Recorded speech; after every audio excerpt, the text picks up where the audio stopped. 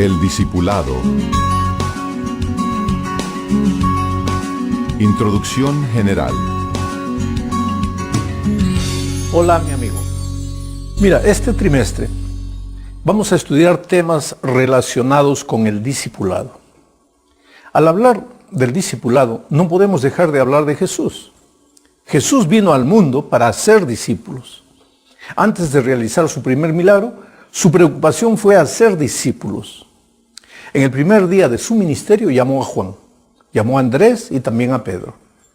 Al día siguiente llamó a Felipe y a Natanael. Y al tercer día se realizaron unas bodas en Canaán de Galilea y fueron Jesús invitado, pero también sus discípulos. Quiere decir, lo primero que Jesús hizo para comenzar su ministerio fue llamar y formar discípulos. En el tercer día de su ministerio, mira, él ya tenía discípulos. Jesús no comenzó su ministerio en esta tierra sin discípulos. Él no buscó apenas creyentes. Él buscó discípulos. Él haría la obra que tenía que hacer en el mundo solo con discípulos. ¿Cuál es la diferencia? El creyente cree, asiste a la iglesia, canta, devuelve de vez en cuando su diezmo y nada más. Pero el discípulo no. El discípulo es aquel que además de creer, sigue y obedece a Jesús, especialmente en la orden de formar otros discípulos. A lo largo de la historia, Jesús hizo su obra a través de discípulos, no de creyentes. Fue a través y con sus discípulos que ministró a multitudes de creyentes y de no creyentes. Y cuando partió, ordenó a sus discípulos, por tanto, id y haced discípulos a todas las naciones, bautizándolos en el nombre del Padre, del Hijo y del Espíritu Santo. Los que son solo creyentes no tienen condiciones de enseñar la obediencia de hacer discípulos porque ellos mismos no son discípulos.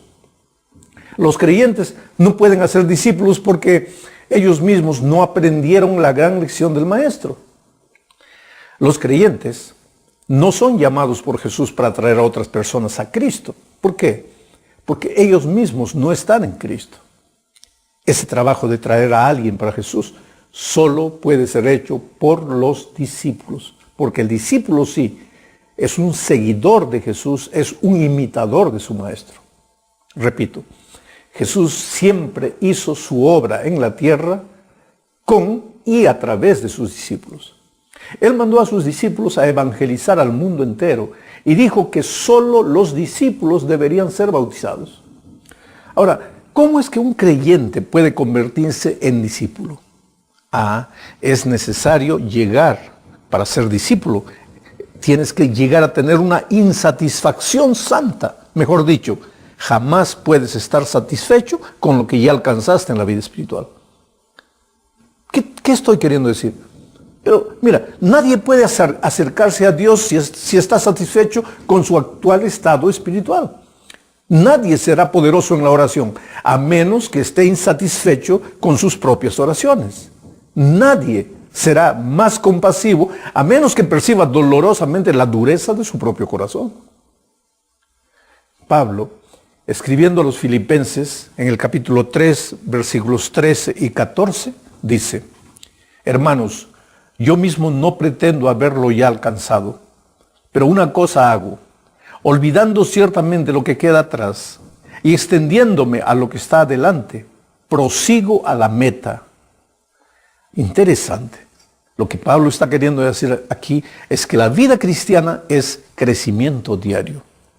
Pero el crecimiento solo puede ser una realidad en la vida de aquel que está insatisfecho con su estatura actual. Porque si piensas que ya creciste, ¿qué vas a crecer más? Los creyentes satisfechos, esos creyentes que piensan que ya nada les falta, ellos son un dolor de cabeza para los pastores. Son la aflicción del Espíritu Santo y son un problema permanente para la iglesia. ¿Por qué? No se alimentan porque no tienen hambre. No cambian porque están arraigados a sus hábitos. Y no se conmueven porque están muertos. Bueno, en estos estudios veremos cómo se hace un discípulo. No es fácil, ¿sabes? No sucede de un momento a otro. No es el resultado de un seminario que alguien presenta o de un curso que se estudia. Y tampoco haremos discípulos como resultado de esta serie de estudios. No, el discipulado se construye día tras día. A veces, cuando todo el mundo piensa que nada sucede, cuando muchos empiezan a desanimarse, recién empieza a verse el fruto de años y años de trabajo y de enseñanza. Bueno, en esta serie de estudios veremos cómo se puede conquistar el corazón de todas las personas, cómo se puede hacer discípulos de esas personas, los ricos, los pobres, los cultos, los iletrados, los agnósticos, los racionalistas, los que quieren y los que no quieren. Todos son candidatos al reino de Dios. Quisiera que sepas una cosa. Jesús murió en la cruz del Calvario por todos. Y el deber de la iglesia es ir y buscar a esas personas. Ahora, ¿cómo acercarnos de ellas? Creo que este es el gran desafío que enfrentamos. Y estos estudios son justamente la respuesta a ese desafío. Sabes, no existe terreno difícil. Existe método equivocado. Porque cuando pensamos que hacer que una persona simplemente cambie de religión y se bautice, pensamos que esa es la misión, estamos completamente equivocados. Eso no es discipular, eso es hacer proselitismo. Jesús no nos confió esa misión. Querido, cumplir la misión no es hacer proselitismo, no es intentar que las personas salgan de su iglesia y vengan para otra iglesia, no. No es llevar a las personas a cambiar de religión. Discipular es llevar a las personas a cambiar de vida. Estar en la iglesia es un resultado natural de haber cambiado de vida. Personas que un día estaban con la vida y el hogar destruidos. Personas que no sabían qué hacer ni a dónde ir. Que pasaban noches enteras sin dormir por causa del vacío interior. Y un día se encuentran con Jesús. Esas personas, querido, no pueden permanecer en silencio. Salen a ser otros discípulos. Es una compulsión nacida del amor, una motivación que brota de una nueva perspectiva de la vida. Y no necesitas viajar kilómetros para ser discípulos. Está probado que el testimonio de un conocido es más efectivo que el testimonio de un desconocido. Especialmente en nuestros días. Todo el mundo sospecha de todo el mundo. Existe tanta violencia rodeando a las personas. Tú mismo conoces historias tal vez. Gente buena que abrió las puertas o entabló conversación con un desconocido con frecuencia ha sido víctima de violencia. Hoy día nadie más confía en quien no conoce. Nadie quiere oír a un extraño. Por eso cada vez es más difícil evangelizar a las personas desconocidas. Y a pesar de eso, nosotros insistimos en querer entrar a las casas de personas desconocidas queriendo evangelizarlas. Y cuando no somos bien recibidos, argumentamos que el terreno es difícil. Y tratamos de descubrir un método que haga que personas extrañas nos escuchen. Mi amado, el Evangelio relata la forma como Dios quería hacer discípulos de todas las personas en el mundo. Si hubiésemos seguido el ejemplo bíblico, el mundo ya estaría evangelizado. Todos seríamos discípulos del Maestro. Toda tribu, lengua, pueblo, ya conocería el plan de la salvación. Y Jesús ya habría regresado. No estaríamos más peregrinando por este mundo de dolor y de muerte.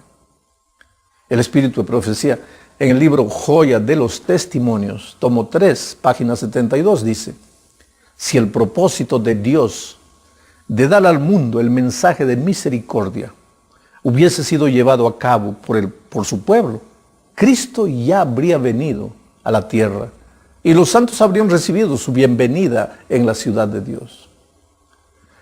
Es por eso que necesitamos estudiar lo que Jesús hacía para formar discípulos. ¿Cómo Jesús conquistaba a las personas? ¿Cómo las atraía al reino de Dios? ¿Y cómo las involucraba después en el cumplimiento de la misión? Entonces, cuando sigamos el método del Maestro, evangelizar a todo el mundo no será problema. ¿Podrías hoy imaginarte alcanzar 7.000 millones de personas con el Evangelio? ¿Cómo terminaremos la misión? En un mundo tan heterogéneo, tan vasto, ¿cómo haremos discípulos de todas las naciones? hacer discípulos no habría sido una manera de evangelizar al mundo en los tiempos de Cristo, cuando no existía la tecnología que hay en nuestros días. ¿No deberíamos hoy tal vez usar la televisión, la radio u otros vehículos de comunicación más modernos? Tal vez sí, querido.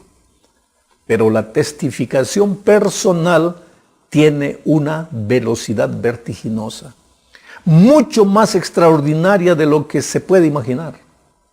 Porque mira, mientras yo busque a Roberto, tú buscarías a Lina. Y mientras Rosa fuese en pos de Felipe, Roberto y Lina estarían buscando a otros. Quiere decir, el crecimiento de la iglesia no sería aritmético, 1, 2, 3, 4, no. Sería un crecimiento geométrico, 2, 4, 8, 32, en fin. ¿Imaginas cuánto tiempo se alcanzaría? ¿En cuánto tiempo podríamos alcanzar a los 7.000 millones de seres humanos que pueblan en la tierra? Por eso estamos completamente equivocados cuando menospreciamos la posibilidad, el potencial y la eficacia del testimonio personal y del discipulado. Oh querido, no tenemos la mínima idea de lo que significa la multiplicación celular o la energía atómica. Bienvenido pues a esta serie de estudios que tienen que ver con el discipulado. Ahora, vamos a entender bien. En estos estudios no vamos a aprender a ser discípulos específicamente, cómo se forma un discípulo. Lo que vamos a aprender es que debemos buscar a los discípulos en perspectiva en todas las clases, en todos los tipos de personas, entre los ricos, entre los pobres, porque hacer discípulos no tiene banderas, no tiene fronteras, no tiene barreras. Tenemos que derribar cualquier barrera para evangelizar a las personas y transformarlas en discípulas del Maestro. Que Dios te bendiga.